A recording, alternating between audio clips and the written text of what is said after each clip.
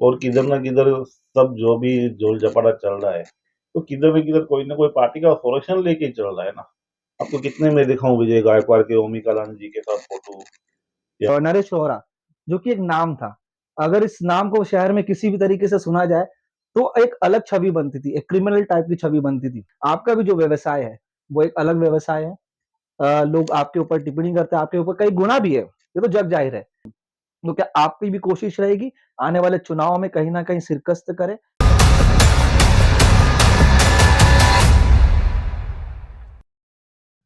नमस्कार, आप देख रहे हैं बोल इंडिया और आज मुद्दों की बात में हम बात करेंगे उल्लासनगर का सबसे ज्वलंत मुद्दा, यानी कि जिस तरीके से सोशल मीडिया में आप खबरों के माध्यम से देख रहे हैं कि जो पठानी ब्याजखोर की जो कि बातें चल रही है, जिस तरीके से जो कि लोगों को ठगा जा रहा है, लोगों को ब्याज देने के बाद उनसे जो है ज्यादा रकम जो है ली जा रही है, इसको लेकर काफी चर्चा है।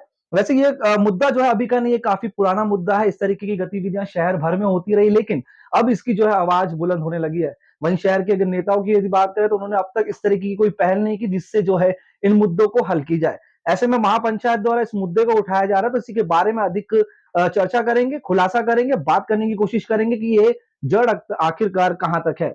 हमारे साथ नरेश नौरा जी मौजूद है, इनसे बातचीत करने की कोशिश करते हैं, जानते हैं कि जिस तरीके से नरेश जी, सबसे पहले यदि बात करें नरेश नौरा, जो कि एक नाम था। अगर इस नाम को शहर में किसी भी तरीके से सुना जाए तो एक अलग छवि बनती थी, एक क्रिमिनल टाइप की छवि बनती थी। लोग डरते थे। लोगों के अंदर ये था कि जिस तरीके से आपका भी जो व्यवसाय है वो एक अलग व्यवसाय है। लोग आपके ऊपर टिप्पणी करते हैं, आपके ऊपर कई गुना भी है, ये तो जग जाहिर है। लेकिन अचानक से अब ये नजर आ रहा है कि शहर के कई ऐसे मुद्दे आप उठा रहे हैं जो कि शहर के नेता नहीं कर पाए, शहर में जो मंत्री आते हैं वो नहीं कर पाए। तो इतना बड़ा बदलाव आखिरकार क्यों? पहले तो मैं आपके वो पॉइंट पे आता हूँ कि मंत्री लोग नहीं कर पाए या वो नहीं कर रहे। उनका रीजन क्या है? ये जो पठानी ब्याज वाले काम करते हैं ना, ये किसी न किसी पार्टी से जुड़े हुए हैं। कोई इसमें से दो लोग ऐसे हैं कि जो शाखा प्रमुख है आज की तारीख में भी, एक राजू वालन करके और एक 4 नंबर का सिंधी है। सिंधी है एक, वो भी शाखा प्रमुख है। ये दोनों ब्याज का धंधा करते हैं। उसके बाद आएंगे अगर हम लोग, परवीन जैन, ये राजा पाटिल एनसीपी से, विजय गायकवाड़ एनसीपी से, पीयूष वाघेला एनसीपी से, ये किधर न किधर जुड़े हुए हैं पार्टी से। जैसे कि अभी कोई कालानी के पास जाएगा इनके लिए, तो उनको ये लोग मुद्दल दिला देते हैं, ब्याज माफ करा देते हैं, तो ये लोग भी लेके चले आते हैं। ऐसे नहीं बोलूंगा कि मैं वो लोग काम नहीं करते, इसके पीछे काम करते हैं, लेकिन उनको मुद्दत दिलाते हैं। लेकिन वो लोग ये भूल जाते हैं कि 20,000 का मैं इसको आज 20 दिला रहा हूँ, लेकिन वो 20 का पहले ही सामने वाला गरीब आदमी 1 लाख भर चुका है, 1.25 लाख भर चुका है। एक्चुअली वो 20 भी नहीं दिलाना चाहिए। अगर आप उसको 20 दिलाते हो तो उसका दरवाजा वापस खुल गया, वो वापस उससे मांगने को जाएगा और वो लोग दे देते हैं, क्यों? उनको रिफंड मिल रहा है ना, कैसे भी कोई भी बीच में आए।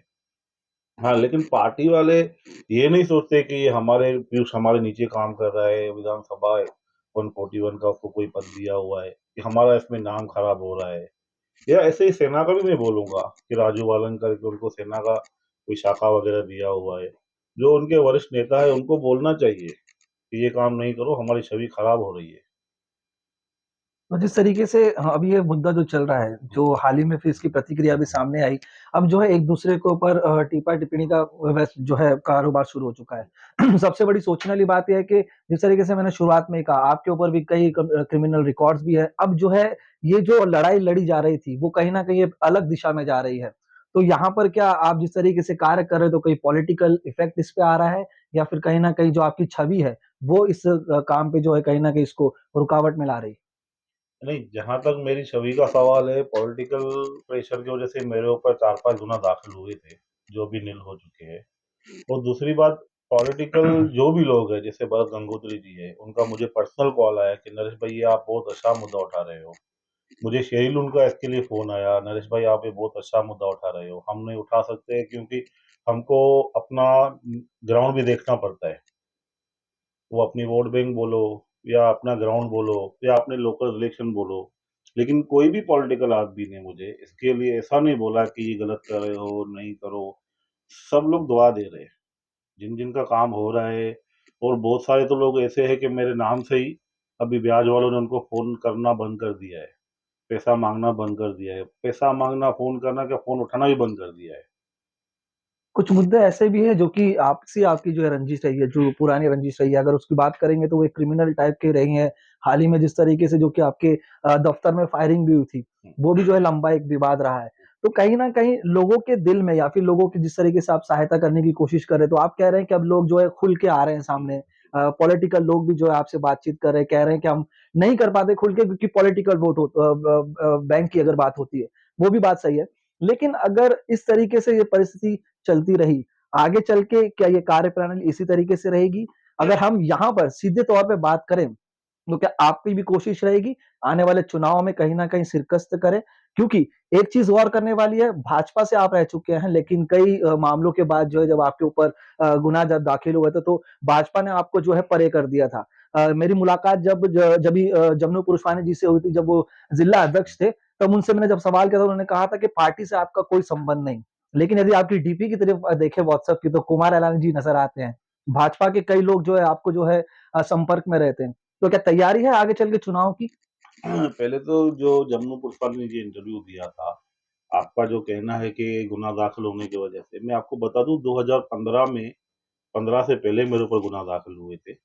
उसके बाद मेरे ऊपर गुनाह दाखिल नहीं हुए और मैं 2015 के बाद भाजपा से जुड़ा हूँ। और जम्मू पुष्पानी जी ने ये जो कार्य किया था ना, जो इंटरव्यू चलाया था 1-2 चैनल पे, शायद आपके चैनल में भी चला था, वो एक दीपक शतलानी है ना, उनके प्रेशर में चलाया था। वो बात क्लीन हो गई थी। और दूसरी बात जो आप बोल रहे हो कि जो छवि की बात कर रहे हो, तो 2016 के बाद मेरे ऊपर क्रिमिनल ऑफेंस कुछ नहीं है, बाकी पॉलिटिकल बातें होती रहती है और जहाँ तक इलेक्शन का सवाल है, मेरा कोई उसमें इंटरेस्ट नहीं है। तो ये साफ तौर की बात है कि नरेश अरोड़ा जो है आगामी चुनाव में जो है चेहरा नज़र नहीं आ सकता चुनाव में नहीं, जो है। पॉसिबल ही नहीं है। आप तो भी अगर कभी खराब हो तो आप ये चैनल का ये बाइक चला देना बिंदास। जी, ज़रूर। हाँ, लेकिन एक एक यहाँ पे गौर करने वाली बात है, मुद्दे की अगर बात करें, जब महापंचायत को बनाया गया, सबसे पहले जो मुद्दा आपने उठाया था, वो मुद्दा ये उठाया था कि जो कि डंपिंग ग्राउंड है उल्लासनगर शहर का, काफ़ी लंबे समय में से जो है अवैध है, लेकिन उसके ऊपर प्रशासन काम नहीं कर रही। लेकिन उसमें भी ये देखने को मिला था कि व्यापारी संगठन जो थे, व्यापारी थे, वही नज़र आ रहे थे, लेकिन पॉलिटिकल लोग नज़र नहीं आए। कोई भी मुद्दा हो, क्रिमिनल हो या सामाजिक हो या फिर किसी भी तरीके का हो, उसमें जब तक राज्य की सरकार या फिर नेता इन्वॉल्व नहीं होते, तो उसका कोई जो है सॉल्यूशन नज़र नहीं आता। तो इन चीज़ों को किस तरीके से जो है एक साथ लेने की कोशिश रहेगी? क्योंकि अकेला नरेश अरोड़ा यदि बात करें, आज तो है लोगों के लिए खड़ा हो रहा है, लेकिन अगर पीछे से कोई हम ये कहें कि एडमिनिस्ट्रेशन पावर नहीं मिलेगा, तो कहीं न कहीं लोगों की उम्मीद भी टूटती जाएगी। आप मेरे को अकेला बोल रहे हो, पहले तो मैं महापंचायत का पदाधिकारी हूँ और दूसरी बात डंपिंग ग्राउंड की जहाँ तक है, डंपिंग ग्राउंड से मेरा ऑफ़िस कुछ ही कदमों की दूरी पे है। हर साल बारिश में जानवर की बात, बदबू, धुआँ आता था। जब से हमने ये मुद्दा उठाया, उसके बाद धुआँ आना, बदबू आना बंद हो गई और निकल जी करके इनकी कुछ महानगर पालिका में है, उनके डेली हमारे पास फ़ोटो आते हैं कि आज छिड़काव हुआ, आज ये हुआ। जब से हमने ये मुद्दा उठाया ना, तो ये जो भी दुविधा थी हमको, शहरवासियों को, वो काफ़ी हद तक कम हो गई है। और इसमें महानगर पालिका के उपायुक्त भी मेरे पास मेरी उनकी मीटिंग हुई थी मेरे कार्यालय में। उन्होंने भी हमको अच्छा सहयोग दिया और अच्छे तरीके से उन्होंने हमको रास्ता भी बताया, वो रास्ते पे चले भी हैं और उन्होंने कुछ 3-4 महीने 4 महीने का बोला था कि हम इसका रास्ता निकालेंगे, क्योंकि ये मैटर एक तो कोर्ट में है, दूसरा गाँव खेड़े का कुछ समस्या चालू है। और ये बात भी सही ना, कचरा है तो हम पब्लिक का ना, किधर करेंगे वो लोग? तो उनको हमको टाइम तो देना ही पड़ेगा, हमारे पास दूसरा कोई रास्ता भी नहीं है, ना ही उनके पास रास्ता है। लेकिन एडमिनिस्ट्रेशन के बिना कोई समस्या हल नहीं होती, ये तो आप तो मानते हैं। इसके लिए मैं आपको एक बात बताता हूँ, मैं भाजपा में रह चुका हूँ, मीना इलानी जी महापौर रह चुकी है, कुमार इलानी आज भी एमएलए है, बालाजी केनिकर के साथ भी हमारा रिलेशन है, पंचम कालानी जी भी महापौर थी, तो वो लोगों ने कुछ किया नहीं अपने कार्यकाल में। हमको डंपिंग ग्राउंड की जो सौगात दी गई है, किधर न किधर कालानी परिवार बोलूँ या इलानी परिवार बोलूँ या महापौर का नाम लूँ, तो उनकी वजह से दी गई है ना। तो वो लोग ने क्या किया? कुछ भी नहीं किया। नरेश जी जब भी धरना हुआ, कुछ भी हुआ, सिर्फ़ नाम के लिए ही हुआ। इसके लिए हम लोग ने नॉन पॉलिटिकल करके इसको इश्यू बाज़ार में लेके आए कि हम इसमें पॉलिटिशियन लोग को किसी को भी नहीं लाएँगे। ऐसा नहीं है कि हम पॉलिटिशियन के खिलाफ है। किशोर वनवाड़ी हो, कोई भी नगर सेवक हो, हमारा सबके साथ रिलेशन है और सबसे अच्छा रिलेशन बोलेंगे तो भरत गंगोत्री जी अच्छा रिलेशन है, सेल्यूर से हमारा अच्छा रिलेशन है, घर का रिलेशन है, तो हम उनके खिलाफ नहीं हैं। लेकिन टाइम आने पे उन्होंने नहीं किया। जब डंपिंग ग्राउंड इधर था तो शेरी जी की भाभी को भी मुख्य पद था। उन्होंने भी वो टाइम ताकत नहीं लगाई। अगर उनको बोलेंगे तो बोलते यार हम कर रहे थे, लेकिन जो पीछे वाले हैं वो सहयोग नहीं दे रहे थे। तो कारसार के काम नहीं हुआ ना पब्लिक का। नरेश जी, जिस तरीके से अभी मैंने जब कहा कि आप अकेले कब तक लड़ेंगे, तो आपने मैं कहा अकेला नहीं हूँ, महापंचायत, अकेला हाँ, नहीं बोलो। महापंचायत जो है हाँ। आपके साथ है। इतने लंबे कार्यकाल में मैंने कई जो है संगठन बनते हुए देखे, कई संगठन जो है शुरुआती तौर में इस तरीके से अग्रसर रहे हैं, कई मुद्दों को उठाया, फिर आगे चल के ये देखने को मिलता है कि कहीं ना कहीं वो शांति होती है। फिर इंसान को जो है, जो नागरिक है या जनता है या फिर व्यापारी है, वो फिर कहीं ना कहीं एक रोशनी की किरण देखने के बाद अंधेरा देखता है। तो क्या ये हो सकता है? ये सब पॉलिटिकल लोगों की बातें हैं। वो लोग कुछ करने को जाते हैं तो उनको करने नहीं दिया जाता है। मैं निस्वार्थ कर रहा हूँ, मैं पब्लिक की सेवा कर रहा हूँ। अगर उसमें कोई मेरे पास कुछ अड़चन आती भी है तो कुदरत के नमूने से वो क्लीन हो जाती है खुद ही। एक अभी जो मामला चल रहा है पठानी बाजार ब्याजखोरों का लेकर, सुनने में ये आया है कि जब से इस मुद्दे को आपने उठाया है, तो सभी लोग जो है जिनके ऊपर इस तरीके का प्रेशराइज किया जाता है आपके संपर्क में है। और पहले ऐसा होता था कि लोग फोन जो है करके लोगों को धमकाया करते थे, अब फोन बंद हो गया। ये कहाँ तक हकीकत है? मेरे संपर्क में एक तो इसमें जैन करके है, वो आया था। उसने बोला, परवीन जैन, कि मेरा 1 साल से काम बंद है, पहले मैं करता था।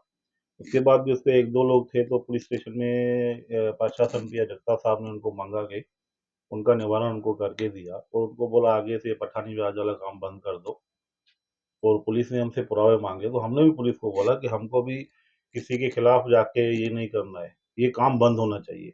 अब ये काम बंद हो गया, रीजन क्या है? पब्लिक पहले डरती थी, उनको कोई सामने आने वाला नहीं था। अभी तो सीधी सी बात है, जो 10,000 20,000 का 50,000 बढ़ता है तो उसकी वैल्यू और उसकी खुद की ताकत क्या रहेगी? तो ये लोग, ये गुंडे टाइप लोगों से डरते थे। आज उनके पीछे मैं हूँ और पुलिस स्टेशन का दरवाजा उनके लिए खुला है। आज पुलिस उनकी सुन रही है। पहले कैसा था, थाने हवलदार के पास ही बात जाके वो रुक जाती थी। अभी ये बात वैसी नहीं है। हिललाइन के सीनियर पीआई ने खुला बोला है, जो भी है सीधा आके मुझसे मिले। प्रशासन पीआई ने बोला है, जो भी ये संदर्भ में कुछ भी रहेगा सीधा आके मेरे से मिले। और जगह पे उनका वो संबंध देके उनको मंगा के सामने सामने क्लियर कर रहे हैं, स्टेटमेंट ले रहे हैं, जो भी उनका कायदे से प्रोसीजर है वो सब कर रहे हैं। ये तो हो गई इन चीज़ों की बातें। शहर में और भी बड़े मुद्दे हैं, यदि बात करेंगे तो हम भी जो है लगातार पहल कर रहे हैं, लगातार अपने चैनल के माध्यम से बता रहे हैं। शहर में अवैध धंधों की यदि बात करें, हम्म। धड़ल्ले से चलाए जा रहे हैं। शहर में नशीले पदार्थों की बात करें, तो धड़ल्ले से किए जा रहे हैं। कई ऐसे धंधे हैं जिसके वजह से, ये तो चलो ब्याज का मामला है, लेकिन कई ऐसे धंधे, बैटिंग के धंधे की यदि बात करें, तो उसमें भी ये दिखाई देता है कि लोग आत्महत्या करने तक में पहुंचे हैं। लोगों के साथ जो है उसी तरीके का, ये तो ऐसा है कि आपको डबल पैसा जो है वसूल करके, लेकिन हकीकत जड़ जो है वो है जो अवैध धंधे हैं, उसके खिलाफ कब जो है महापंचायत उठेगी? मैंने आपका 2 दिन पहले एक इंटरव्यू देखा जिसमें आपने क्लब के वगैरह के लिए जी, आपने जी, न्यूज डाली जी। थी। देखिए, जो लीगल इलीगल है वो बोलने के लिए मैं नहीं हूँ। कायदे में जो लीगल है वो चल रहा है, जो इलीगल है उसके लिए पुलिस कार्रवाई कर रही है। पुलिस स्टेशन में आप जाओ, कंट्रोल रहे, डीसीपी साहब के नंबर है, एसपी साहब के नंबर है, देखिए उनको रूम फोन पे करो। देखिए पुलिस को सब पता है, अब बोलने की जरूरत नहीं है कितनी डिस्टेंस में कितना क्या होता है, क्योंकि कोई भी अवैध धंधा, कोई भी व्यापार बिना संरक्षण के नहीं चलेगा। या तो नेता हो सकते हैं या तो पुलिस प्रशासन हो सकती है। तो इसके ऊपर किस तरीके की जो है कोशिश की जा रही है पुलिस प्रशासन से? जिस तरीके से इस मामले को लेकर आप लगातार संपर्क कर रहे हैं, लोग पुलिस प्रशासन आपकी सहायता भी कर रही है, लोगों की मदद भी करे, तो इन चीजों के लिए क्या कोशिश रहेगी? देखिए, पुलिस प्रशासन, अगर आप जैसे क्लब पे आएंगे या कोई भी धंधे पे आएंगे इलीगल पे, पुलिस प्रशासन का अगर आप रिकॉर्ड देखेंगे तो कार्रवाई कर रही है वो। देखो, पुलिस उनको उठा के क्या करेगी, पेपर काला करके कोर्ट भेजेगी, वो कोर्ट से निकल आते। पुलिस उनको मार तो नहीं डालेगी, इनकाउंटर तो नहीं करेगी। पुलिस को जो कायदा दिया गया है वो कायदे के अंदर ही पुलिस को चलना है। जो आईपीसी में जितना कुछ है वो उसके हिसाब से चलेंगे। तो यानी कि अगर हम ये कहें कि कहीं न कहीं कानून जो बनाया गया है, वो दो तरफ़ा होता है, बचाने के लिए भी होता है, तो यहाँ पर जो है संरक्षण देने की कोशिश की जा रही है, आप कबूल करते हैं? ये तो देखो, सीधी सी बात है ना। आप कुछ भी करके आपको वकील क्या बोलेगा, मैं छुड़ा लूंगा। वो छुड़ा भी लेते हैं। पुलिस प्रशासन पे आप जो समझो क्वेश्चन मार्क लगा रहे हो, तो आप देखो। नेताओं पे भी लगा रहा हूँ, हाँ, क्योंकि दोनों कई पे। व्यापार जिस हाँ, तरीके से आपने दोनों। उदाहरण दिया कि नहीं, नेताओं की तो छोड़ दो, नेता अपने ही काम नहीं करे, पुलिस का क्या करेंगे? नेताओं की तो छोड़ दो। मैं अभी इतना बड़ा उदाहरण दिया कि हर पार्टी का यहाँ महापौर आया, डंपिंग ग्राउंड नहीं हट पाया। और किधर ना किधर सब जो भी जोल जपाड़ा चल रहा है, तो किधर न किधर कोई ना कोई पार्टी का संरक्षण लेके चल रहा है ना। आपको कितने में दिखाऊं, विजय गायकवाड़ के, ओमी कालान जी के साथ फोटो, या पीयूष वाघेला जी के, सबके है ना। पॉलिटिशियन रिलेशन है, इसमें तो कोई दो बात है ही नहीं ना, तभी चल रहा है।